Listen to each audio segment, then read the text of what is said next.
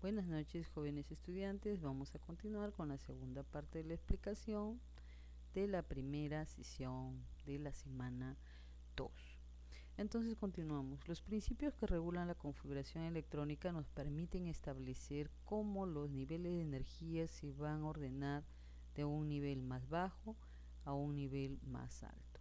Podemos observar en esta gráfica que parte de su estado fundamental y va incrementándose en energía, y podemos observar que el color verde nos indica el tipo de orbital S, el rojo nos indica el orbital P y el color violeta el orbital D.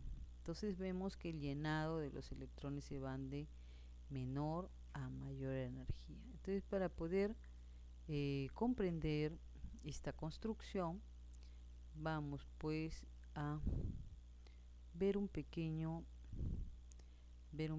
video que nos permita pues entenderlo. Muy bien, vamos entonces a entrar a esta construcción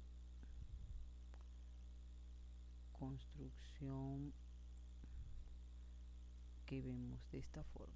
A ver, observamos que a medida que tenemos la configuración electrónica, vemos que vamos llenando 1s2, 2s2, es una secuencia que vamos a quedarnos a lo que nos está indicando de los electrones del manganeso, y ahí tenemos la representación de la distribución electrónica.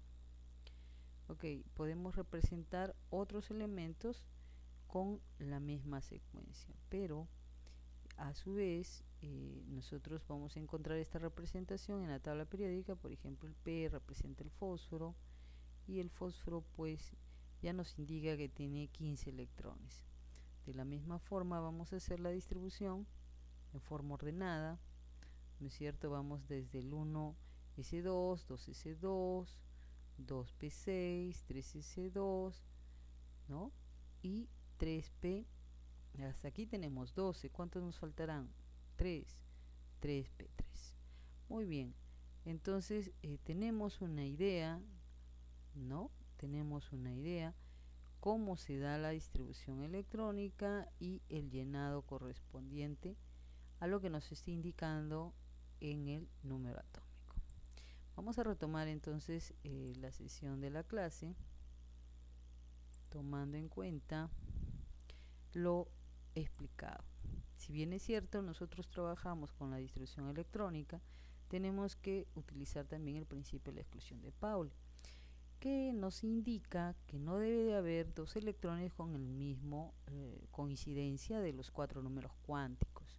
Podemos observar que esto se va a explicar en el siguiente ejercicio. Tengo 2 electrones y quiero representarlos, pero veo que en este caso se van a diferenciar en el cuarto número cuántico, porque en el primer caso yo tengo la orientación, en este caso positiva, que me dice sentido horario, y en sentido antihorario en el segundo caso. No hay coincidencia, no puede haber coincidencia. Por eso nos indica que Pauling nos dice el principio de la exclusión: no pueden haber dos electrones que tengan los mismos números cuánticos. Ahora, el principio de la máxima multiplicidad de Joule nos indica la posibilidad de encontrar una energía más estable. Ahora, para poder hacer la distribución de energía en la distribución electrónica, los espines se van distribuyendo, pero en la cual va de menor a mayor energía. Yo no puedo poner dos espines antes que otro nivel que indique que sea menor energía. Por ejemplo, en este caso, ¿no? Yo pongo los dos espines en un solo orbital, sin embargo, estoy dejando dos orbitales vacíos. Hay una gran inestabilidad aquí y no hay una correcta distribución de los espines, y esto nos indica Hom que no se debe de cumplir. Primero tiene que haber una correcta distribución antes de agruparlos en un mismo orbital. Muy bien, entonces tenemos que Tampoco pueden estar en paralelo, ¿no? Podemos decir que en forma práctica los números cuánticos nos indican una representación. Ubicamos una pequeña porción de la distribución electrónica, por ejemplo el 4 de 6. El 4 nos indicará el nivel de energía, el subnivel, ¿no? La forma que tiene en este caso esa ubicación de los electrones que nos está indicando este exponente. Entonces, los números cuánticos pueden estar claramente representados en una porción de la distribución electrónica. Viéndolo más de cerca, cómo se va a dar el llenado de los espines distribuidos los electrones en cada uno de sus orbitales. Muy bien. Ahora, por ejemplo, tenemos el sodio, ¿no? El sodio, cuyo número atómico es 11, lo puedo representar, la distribución electrónica, hacia donde nos va a llegar hasta el 3s1. Y es justamente en esta porción final que puedo representar sus números cuánticos. El 3 nos indica el número cuántico principal, el S nos indica el subnivel cuyo valor es 0, y el magnético nos indica también la ubicación del sentido de orientación espacial donde se encuentra ese electrón. Y aquí tenemos la representación de la regla del serrucho que nos indica la correcta distribución de los electrones a conforme se va a hacer el llenado. Debemos de comprender que al momento de representar un elemento se puede hacer una distribución bastante compleja. Entonces, para generar una forma abreviada de poder realizar esa configuración, se tomó como referencia los elementos más estables de la tabla, que son los gases nobles. Energéticamente son más estables. Entonces, debido a eso, esa representación está ligada a su número atómico. Por ejemplo, si delante, por ejemplo, del sodio que hemos trabajado nos llegaba hasta 11, su número atómico, entonces significa que estos valores que nos indican el valor de 10 coinciden con el número atómico del neón, que yo puedo hacer uso para poder abreviarlo. Muy bien.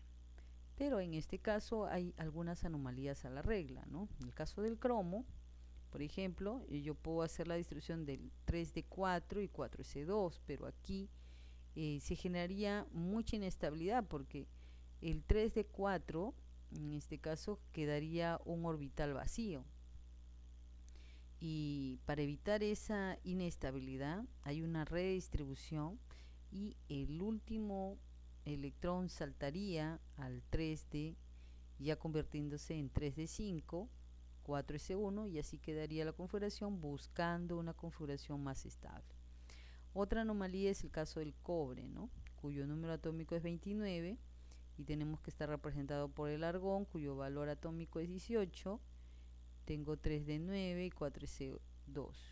Entonces completaría el electrón, energéticamente sería mucho más estable el 3d10 y nos quedaría el 4s1. Entonces sería la correcta distribución de la configuración electrónica para el caso del cobre. Muy bien, y para poder cerrar las ideas y tener clara la aplicación de los números cuánticos, tenemos 3 ejercicios propuestos en los cuales vamos nosotros a desarrollarlo juntos.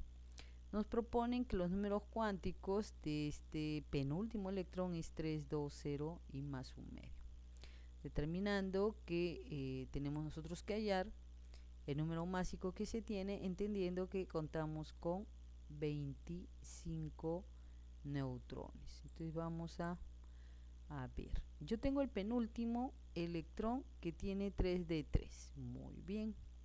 Estamos representando por los números cuánticos. Esta es su distribución. La configuración electrónica va a llegar hasta 3d3, entendiendo que llego a la distribución y puedo yo sumar los exponentes. ¿Por qué? Porque no me indican que el elemento tiene carga, entonces yo puedo asumir que es un átomo neutro, cuyo valor es 23. Si el átomo cuyo número atómico es 23, conociendo yo el 25 son los neutrones, puedo aplicar la fórmula de la teoría atómica, que nos dice que el número másico es la sumatoria del número de neutrones más el número atómico. Entonces puedo yo encontrar el número de de masa, ¿no? Que es la suma del número atómico más el número de neutrones. Otro problema, para poder tener las ideas claras, nos explican, nos dicen, hallar los números cuánticos del penúltimo electrón de la configuración electrónica, estableciéndose que Y es isoelectrónico con este ion y I es su número másico, sabiendo que es isótono. Entonces es importante que ustedes planteen lo que nos está diciendo el problema. Por ejemplo, el penúltimo electrón del elemento X. Se sabe que este elemento X, su número de neutrones es que tengo que yo hallarlo, y aquí lo he puesto porque lo que vamos a nosotros a hallar, Y-3, 25 son isoelectrónicos y con W, cuya información es conocida, número másico y número atómico, son isótonos. Entonces puedo aplicar una pequeña diferencia, ¿no?, entre el número másico y el número atómico y encontrar el número de neutrones. Pero si W y Y son isótonos, significa que coincidirían en el número de neutrones. Es lo que se completa ahí. Ahora, si para nosotros es conocido ya el número atómico, partiendo de esa información, yo sumaré el número atómico más el número de neutrones, podré entonces determinar cuál es el número de masa para el elemento X. Y si yo ya tengo el número atómico y sé que es un átomo neutro, puedo hacer su distribución electrónica y completar la información que me piden, ¿no? Porque la información que me están pidiendo es con respecto al penúltimo electrón. El penúltimo electrón me dicen que es 4s2 en este caso, y puedo yo decir cuáles son sus números cuánticos. Muy bien. Y una tercera propuesta de ejercicios: un anión trivalente, el elemento que presenta los siguientes números cuánticos. Muy bien, presente la configuración. Anión, carga negativa, no. La representación del último electrón, número cuántico principal 3, número azimutal 1, número magnético menos 1, número, en este caso del spin, menos 1 medio. Me está diciendo que la configuración electrónica va a llegar a esta distribución de números cuánticos, porque representa, entonces llega hasta 3p4, y es la configuración electrónica que se está proponiendo en el ejercicio.